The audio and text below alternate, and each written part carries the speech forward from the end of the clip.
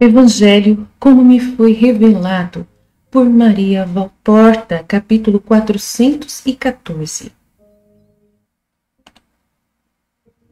Invectiva contra fariseus e doutores, no banquete em casa do sinedrita Euquias,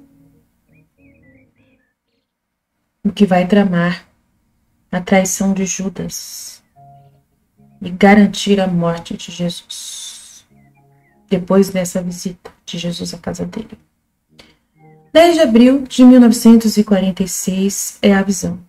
Jesus entra na casa de quem o convidou, o sinedrita Euquias, e que fica pouco longe do templo, mas na direção do bairro situado aos pés do Tofete. É uma casa nobre, um pouco carrancuda da estreita observância, ou melhor, de um observante exagerado. Penso que até os pregos de sua casa foram pregados no número e na posição em que os 613 preceitos acham estar bem.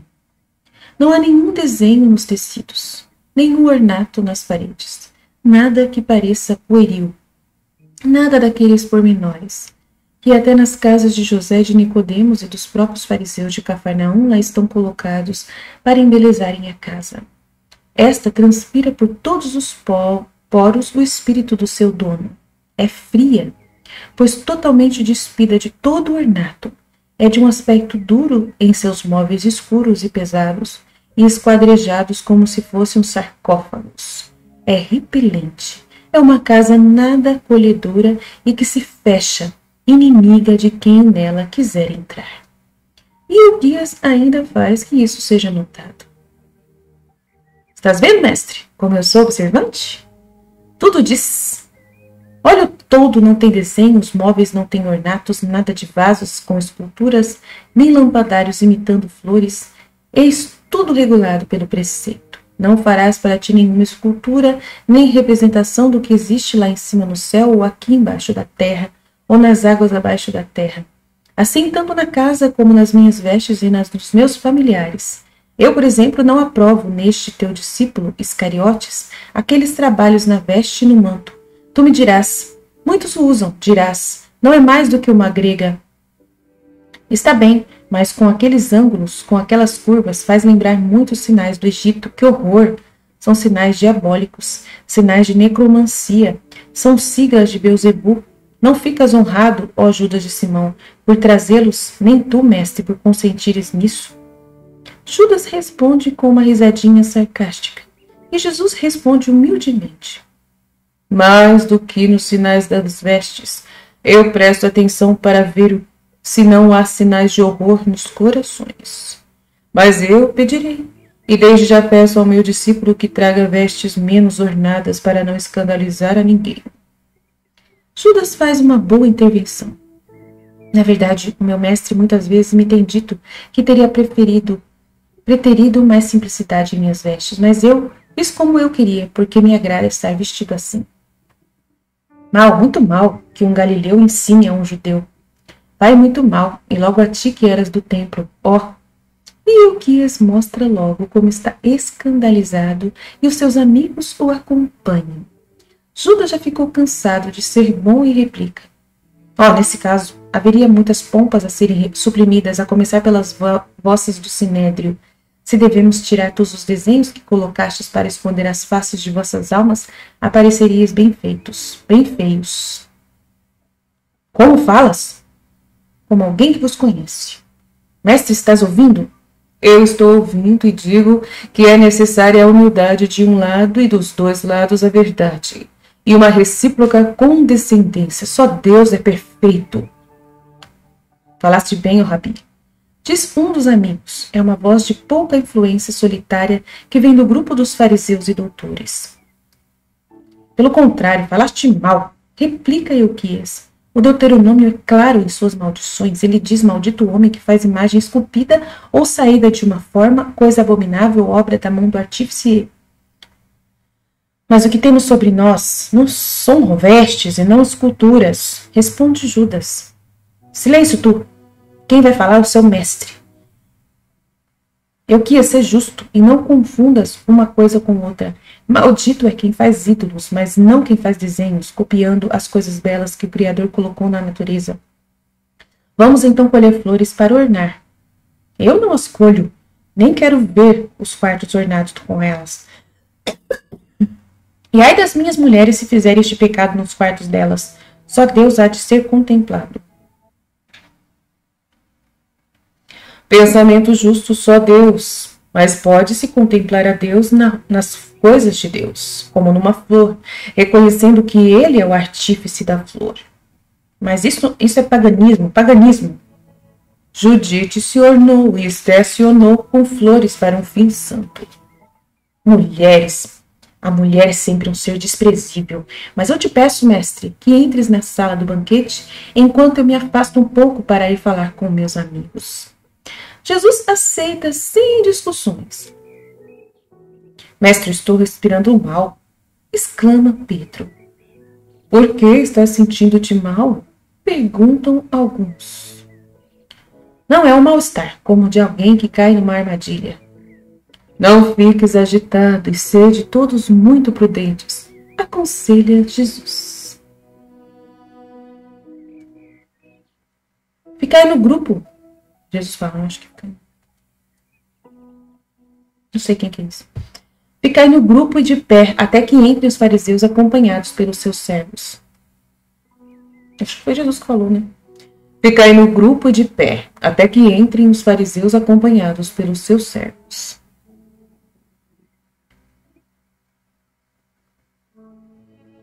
Às mesas sem demora, temos uma reunião e não podemos chegar atrasados. Ordena Euquias e distribui os lugares enquanto os servos já vão trinchando as viandas. Jesus está ao lado de Euquias e ao lado de Jesus está Pedro. Euquias oferece os alimentos. Olha só, ele não oferece a bacia para lavar a mão. Ele oferece os alimentos e a refeição começa no meio de um silêncio espantoso. Mas depois começam a deixar-se ouvir as primeiras palavras. Naturalmente, elas se dirigem a Jesus e os outros 12 são deixados de lado como se lá não estivessem.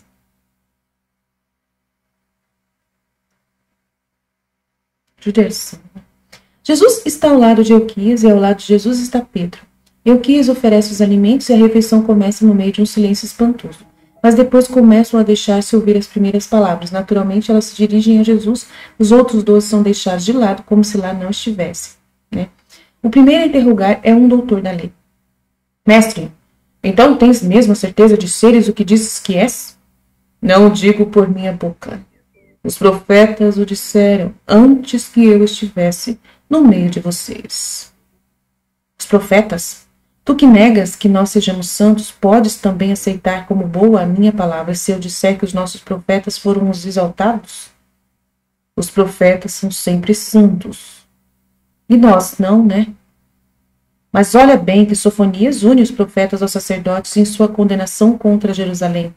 Os seus profetas são os exaltados homens sem fé, e os seus sacerdotes profanam as coisas santas e violam a lei. Tu censuras isso sempre em nós, mas se aceita o profeta, na segunda parte de suas palavras tem que aceitar também a primeira e reconhecer que não há base de apoio nas palavras que vêm de uns exaltados. Rabi de Israel, responde-me. Quando poucas linhas depois Sofonias diz: Canta e alegra-te, ó filha de Sião, o Senhor retirou o decreto contra ti, o rei de Israel está no meio de ti. O teu coração aceita essas palavras? Para mim é uma glória repeti-las sonhando com aquele dia. Para mim são palavras de um profeta, de um exaltado, e por isso. O doutor da lei, por um momento, fica embaraçado.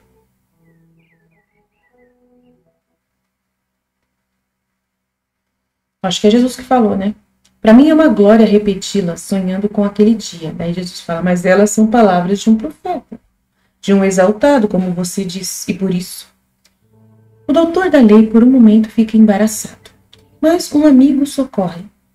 Ninguém pode pôr em dúvidas que Israel reinará, não um só, mas todos os profetas e pré-profetas, isto é, os patriarcas, falaram desta promessa de Deus.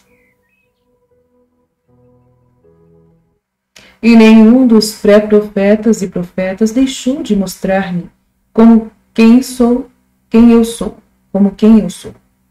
Está bem, mas nós não temos as provas. Podes tu também ser um exaltado. Que provas nos dás de que és realmente o Messias, o Filho de Deus? Dai-me uma baliza para que eu possa julgar. Não te falo de minha morte, descrita por Davi e por Isaías, mas te falo da minha ressurreição. Tu ressurgires? Tu? E quem te fará ressurgir? Certamente vós é que não sereis.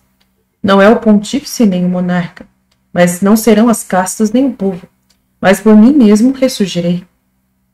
Não blasfemes, ó Galileu, não mintas. Eu nada mais faço do que dar honra a Deus e dizer a verdade. E com sofonias te digo, espera-me quando eu ressuscitar. Até aquela hora poderás ter dúvidas, todos vós podereis tê-las, e podereis esforçar-vos por incuti-las no povo. Mais do que isso não podereis, quando o Eterno, que vive por si mesmo, depois de ter redimido, ressuscitar para não mais morrer. Juiz intocável, Rei perfeito, que com o seu cetro e sua justiça governará e julgará até o fim dos séculos, e continuará a reinar nos séculos para sempre, nos céus para sempre. Mas não sabes que estás falando a doutores e sinedritas? Diz Euquias. E que tem isso? Vós me interrogais e eu respondo. Vós mostrais desejo de saber e eu vos mostro a verdade. Não quererás fazer-me vir à mente do que tu, que por causa de um desenho em uma veste te lembraste da maldição do Deuteronômio, da outra maldição do mesmo, maldito quem fere de emboscada ao seu próximo. Eu não te firo, estou te alimentando. Não, porque as palavras e perguntas insidiosas são ferimentos feitos nas costas. Fica atento, Euquias, porque as maldições de Deus continuam ainda, e aquela que eu citei continua assim. Maldito quem aceita presentes para condenar à morte um inocente. Neste caso, os presentes és tu que os aceitas, caro hóspede. Eu não condeno nem mesmo os culpados se eles estiverem arrependidos. Então tu não és justo. Não, justo ele é, porque ele calcula que o arrependimento merece o perdão e por isso não condena. Diz aquele mesmo que aprovou o que Jesus disse no átrio da casa. Cala a boca, Daniel. Queres saber mais do que nós? Ou estás seduzido por um, sobre o qual há muito ainda resta decidir, e que nada faz para ajudar-nos a decidir em seu favor? Diz um dos doutores. Eu sei que vós sois os sábios e que eu sou um simples judeu que nem sei por que ainda me quereis entre vocês. Mas é porque és parente, coisa fácil de compreender-se, e eu quero que sejam santos e sábios aqueles que entram na minha parentela. Eu não posso admitir ignorância na escritura, na lei, nas Halachot e no Haggadah, e não o suporto. Tudo tem que ser conhecido, tudo observado. Eu te agradeço por tantos cuidados, mas eu, um simples cultivador de terras, que indignamente me tornei teu parente, só me tenho preocupado em conhecer a escritura e os profetas, para ter um conforto em minha vida. E com a simplicidade de um indouto, eu te confesso que reconheço no Rabi o Messias, que foi precedido pelo seu precursor, que foi quem Lolo mostrou. E João, tu não podes negar, estava penetrado pelo Espírito de Deus. Um silêncio. Negar que o Batista era infalível, eles não querem, mas também não querem dizer que ele o era. E então o outro diz: Ora, nós dizemos que o precursor foi aquele anjo que Deus mandou a fim de preparar o caminho para o Cristo. E admitamos que no Galileu haja a santidade suficiente para julgarmos que ele seja o tal anjo. Depois dele virá o tempo do Messias. Não vos parece que todos vós, que este pensamento seja conciliador? Tu aceitas, Euquias, e tu, Nazareno? Não, não, não. Os três não são seguros. Eu não sei quem fala não. Deve ser Jesus, né? Não, não, não. Como? Por que não aprovais? Euquias se cala. Os amigos dele também se calam. Somente Jesus sincero é que responde. O anjo foi o Batista, precursor de Cristo, e o Cristo sou eu. Um silêncio longo e glacial. Euquias, com o cotovelo apoiado sobre uma almofada e a face apoiada na mão, fica pensando, renitente e intransigentes como toda a sua casa. Jesus se vira, olha para ele e depois diz: Euquias, não confundas a lei e os profetas com coisas sem importância. Estou vendo que leste meu pensamento, mas não podes negar que tu transgrediste o preceito. Do mesmo modo que tu, e com astúcia e portanto com culpa, transgrediste o dever de um hospedeiro com vontade de fazer o que fizeste, e me fizeste ficar distraído. E depois me mandaste para aqui, enquanto tu com os teus amigos vos purificáveis. E quando viestes de lá, ainda nos pedistes que andássemos depressa, porque tinha uma reunião. E tudo isso para poderes dizer-me que eu pequei porque não pedi para os meus apóstolos se purificarem. Podias lembrar-me o meu dever de dar-te os meios para te purificares. De muitas coisas eu poderia fazer-te recordar, mas isso só serviria para fazer que ficasses ainda mais intransigente e inimigo. Não, dizes-e quais são essas coisas? Dize-as, nós queremos escutar-te. E acusar-me diante dos príncipes dos sacerdotes, por isso é que te fiz lembrar da última e penúltima maldição. Eu sei, eu vos conheço. Estou aqui inerme entre vós. Estou aqui longe do povo que me ama, e diante do qual não ousais agredir-me. Mas eu não tenho medo. Não venho atender a compromissos, nem pratico vilezas. E eu vos digo o vosso pecado de toda a vossa casa. E o vosso, ó fariseus falsos puros da lei, ó doutores falsos sábios, que confundis e misturais de propósito o que é verdadeiro com o que é falso, que aos outros e dos outros exigis a perfeição nas coisas externas, e de vós mesmo nada exigis. Vós me censurais unidos ao vosso e meu hospedeiro, para não me ter lavado, por não me ter lavado antes da refeição. Vós sabeis que eu estou vindo do templo, do qual não nos aproximamos, a não ser depois de purificar-nos das imundícies da poeira e do caminho. Quereis porventura dizer que o lugar sagrado é um local contaminado? Nós nos purificamos antes de comer, e a nós não nos foi feita esta imposição. Ide para lá e ficai esperando. E depois ide para as mesas sem demora. Foi assim que nos disse. Entre as tuas paredes, que não tem nenhum desenho, afinal havia o plano de arrastar-me a um engano e uma emboscada. Qual foi a mão que escreveu sobre a parede o motivo para poderes acusar-me? Teria sido o teu espírito, ao qual tu dás ouvidos? Pois bem, ouvi todos agora. Jesus se levanta, põe-se de pé, estando com as mãos apoiadas à beira da mesa, e começa a invetiva.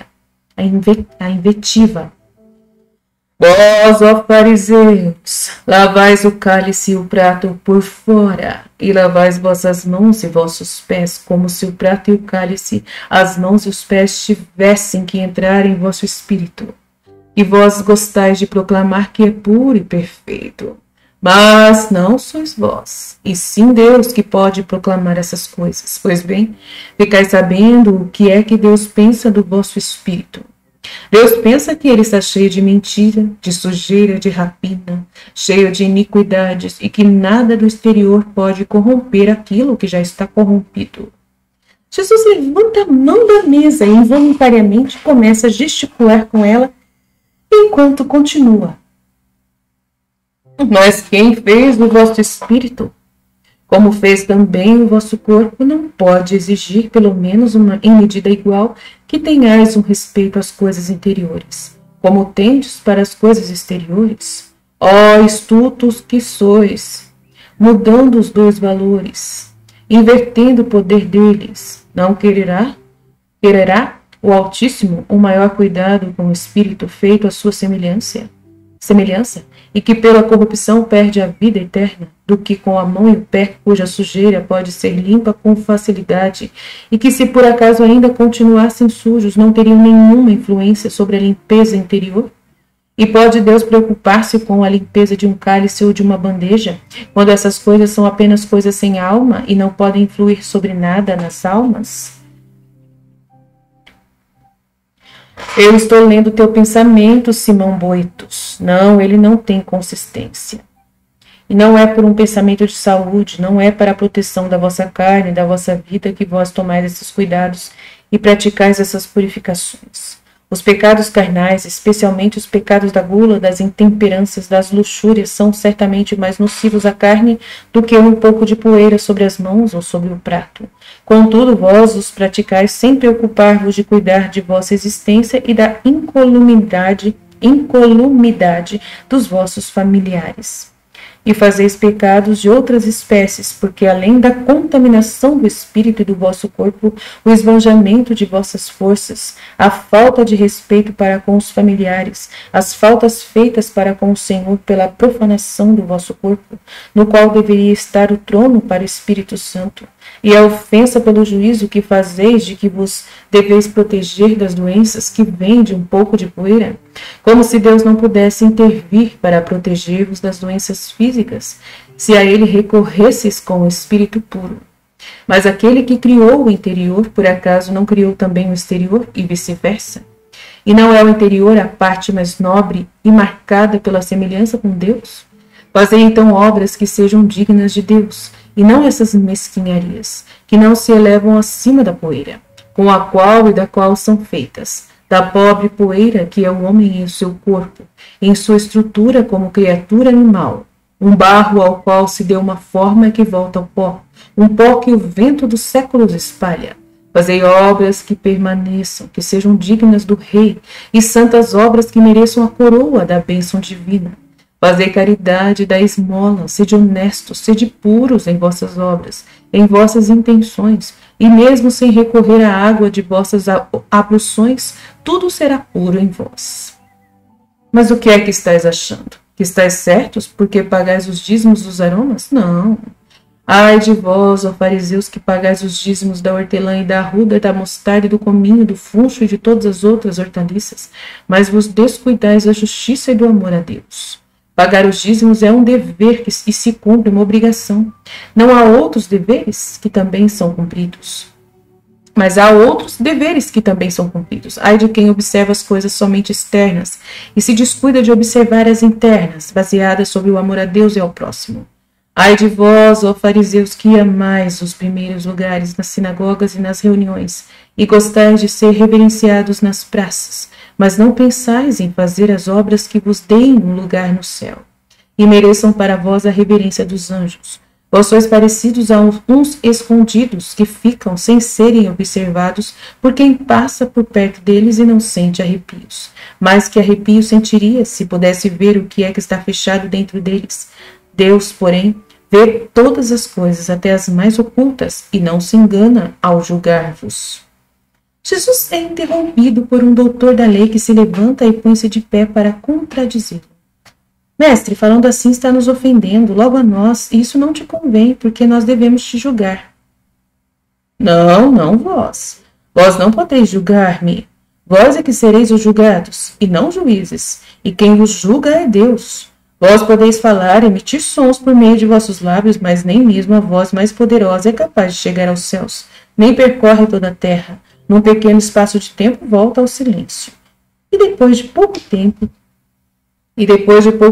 vem o esquecimento, Mas o julgamento de Deus é uma voz que permanece e não está sujeita a esquecimentos. Séculos e séculos já se passaram desde quando Deus julgou a Lúcifer e julgou a Adão, mas a voz daquele juízo não emudeceu, e as consequências daquele juízo ainda existem. E se aos homens, por meio do sacrifício perfeito, o juízo sobre o ato de Adão continua sendo o que é, e é chamado culpa de origem, assim o será sempre. Os homens serão redimidos, lavados por uma purificação superior a qualquer outra, mas nascerão com aquele sinal, porque Deus decretou que aquele sinal do pecado da origem deve estar em todos os nascidos de mulher, menos para aqueles que não por obra de homem, mas pelo Espírito Santo, foi feito para a preservação e o pré-santificado, virgens para sempre. Aí ele fala da Nossa Senhora. Porque Deus decretou que aquele sinal deve estar em todos os nascidos de mulher, o pecado de origem, menos para aqueles que não por obra de homem, mas pelo Espírito Santo foi feito, e para a preservada e o pré-santificado, virgens para sempre. Então é a Nossa Senhora e João Batista, que foi pré-santificado e ficaram virgens para sempre. A primeira para poder ser a mãe de Deus, e o segundo para poder vir à frente do inocente, nascendo já limpo do pecado de origem pela fruição antecipada dos méritos infinitos do Salvador Redentor. E eu vos digo que Deus vos julga, e vos julga dizendo: ai de vós, doutores da lei, porque sobrecarregais o povo com pesos insuportáveis, transformando em castigo o paterno decálogo, pelo Altíssimo dado ao seu povo. Ele, com amor e por amor, o havia dado, para que o homem fosse ajudado por um justo guia. O homem, esse eterno imprudente e ignorante menino, e vós, em vez das amorosas andadeiras com que Deus havia ajudado as suas criaturas, a fim de que pudessem andar para frente pelo seu caminho, e apertá-la sobre o seu coração, substituístes as andadeiras por montanhas de pedras agudas, pesadas, atormentadoras, com um labirinto de prescrições, um cubo de escrúpulos, pelo qual o homem fica esmagado, extraviado, e fica com medo de Deus, como de um inimigo. Vós criais obstáculos para a ida dos corações a Deus. Vós separais o pai dos filhos. Vós negais com as vossas imposições esta doce, bendita, verdadeira paternidade. Vós, porém, os pesos que dais aos outros não quereis, nem com o dedo tocar neles. Vós vos julgais justificados só por haver-lhes dado aqueles pesos. Mas, ó estultos, não sabeis que sereis julgados por aquilo que houverdes julgado ser necessário para a salvação? Não sabeis que Deus vos dirá? Vocês dizeis que era sagrada e justa a vossa palavra. Pois bem, eu também a julgo assim, e visto que a impusestes a todos, e pelo modo como foi acolhida e praticada é que tendes julgado os irmãos. Eis que eu vos julgo pela vossa palavra, e pois que não fizeste o que dissestes a eles que fizessem, sede condenados? Ai de vós que ergueis sepulcros para os profetas, que os vossos pais mataram, e por que não? Achais que com isso diminuireis a gravidade da culpa de vossos pais, e que a anulareis aos olhos dos pósteros? Não, pelo contrário, vós dais testemunhos desses atos dos vossos pais. Não somente isso, mas os aprovais e estáis prontos para imitá-los, erguendo depois um sepulcro em honra do profeta perseguido, para poderdes dizer: nós lhe prestamos honras. Hipócritas! É por isso que a sabedoria de Deus disse: eu lhes mandarei profetas e apóstolos, e deles eles matarão alguns, perseguirão a outros, para que se possa exigir desta geração o sangue de todos os profetas que foi derramado desde a criação do mundo até hoje, desde o sangue de Abel até o sangue de Zacarias, que foi morto entre o altar e o santuário. Sim, em verdade, eu vos digo que todo esse sangue de santos será pedida conta a esta geração que não sabe distinguir onde é que está Deus, e persegue o justo e o mata, porque o justo é a prova viva da injustiça deles. Ai de vós, doutores da lei, que usurpais a chave da ciência e fechais o templo para não entrardes nele, a fim de por ela serdes julgados, e não permitistes que os outros lá entrassem. Porque vós sabeis que se o povo fosse doutrinado pela verdadeira ciência, isto é, pela sabedoria santa, poderia julgar-vos. Por isso, vós preferis que ele fique ignorante, para que não vos julgue. E vós me odiais, porque eu sou a palavra da sabedoria. E gostarias de ver-me fechado antes do tempo em um cárcere, em um sepulcro, para que eu não falasse mais. Mas eu falarei, enquanto o Pai agradar que eu fale. E depois falarão as minhas obras, mais ainda do que minhas palavras. E falarão os meus merecimentos, mais ainda do que minhas obras, e o mundo será instruído, e ficará sabendo e vos julgará. O primeiro juízo é sobre vós, depois virá o segundo, o juízo singular da morte de cada um de vocês. E finalmente o último, o universal, e vos lembrareis deste dia e destes dias, e vós sozinhos, conhecereis a Deus, o Deus terrível, que vos tereis esforçado para apresentar como uma visão de incubo, diante do espírito do simples, enquanto vós no interior do vosso sepulcro tiverdes zombado dele. E do primeiro e principal mandamento, o amor, até o último dado no Sinai, pois não tivestes respeito a eles e desobedecestes a todos. Inutilmente, ó Euquias, é que não tenhas figurações em tua casa. Inutilmente, ó vós todos, que não tenhais objetos esculpidos em vossas casas. No interior de vossos corações é que tendes o ídolo, muitos ídolos. Um deles é que vos criais, né? Acho que é Jesus que falou. Inutilmente, ó Euquias, é que não tenhas figurações em tua casa. Inutilmente, ó vós todos, que não tenhais objetos esculpidos em vossas casas. Mas no interior dos vossos corações é que tendes o pior ídolo, muitos ídolos. Um deles é que vós criais já vos creais serem deuses, uns das vossas concupiscências. Vinde vós, vamos embora. E fazendo que os 12 saiam na frente, ele sai por último. Faz-se um silêncio. Depois os que ficaram fazem um clamor, dizendo todos juntos: é preciso persegui-lo, apanhá-lo em falta, encontrar circunstâncias que o acusem. É preciso matá-lo. Outra vez faz-se silêncio. Depois, enquanto 2 vão saindo dali desgostosos por causa do ódio e dos propósitos dos fariseus, e que são o parente do Euquias e o outro, que por 2 vezes defendeu o mestre, os que ficaram perguntam uns aos outros: e agora? Mais uma vez se faz silêncio. Depois, com uma risada estridente, Euquias diz: é preciso preparar Judas de Simão. Certo, uma boa ideia, mas tu ofendeste. Ah, disso me encarrego eu. Diz aquele que Jesus chamou de Simão Boetos. Eu e Eleazar de Anás, nós o prepararemos. Um pouco de promessas? Um pouco de medo? Muito dinheiro. Não, muito não. Promessas. Promessas de muito dinheiro. E depois? Por que depois? Ora, depois, tendo ele feito o que queremos, que é que lhe daremos? Nada. A morte. Assim ele não falará mais. Diz de modo lento e cruel Euquias: que é isso, a morte? Tens horror disso? Ora, vai-te embora. Se matarmos o Nazareno, que é um justo, poderemos matar também Judas, que é um pecador. Ficam na incerteza. Mas Euquias, levantando-se, diz: vamos ouvir também Anás, e vereis que ele nos dará uma boa ideia. E vereis vós também, ó se vereis. Todos saem atrás do seu hospedeiro Euquias, e lá se vai, dizendo: vós vireis, vós vireis. E assim termina a visão.